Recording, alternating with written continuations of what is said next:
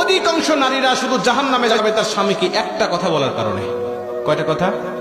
একটা কথা। বুখারীর শরীফের 29 নম্বর হাদিস।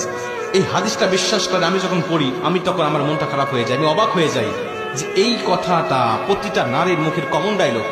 আমার মা, আমার স্ত্রী, আমার বোনের কি অবস্থা হবে সেদিন, যেদিন আল্লাহ পাক এই কথাটা বলার কারণে তাদেরকে জাহান্নামের ফয়সালা দিবে। নবীজি বলছে, জিব্রাইলকে জিজ্ঞাসা করলাম, জিব্রাইল ভাই, এই যে এত নারীদের সংখ্যা জাহান্নামে দেখতেছি, এরা কেন জাহান্নামে আসছে? কি লা ইয়াকফুরনা বিল্লাহ, এরা কি আল্লাহর সাথে কুফরি করার জন্য আসছে? জিব্রাইল বলছে, না ইয়া রাসূলুল্লাহ, একজন মহিলাকেও আল্লাহ জাহান্নামে দেয় নাই, এখানে যাদের দেখতেছেন কুফরি করার জন্য, সবাইকে দিয়েছে তার স্বামীকে একটা কথা বলার কারণে।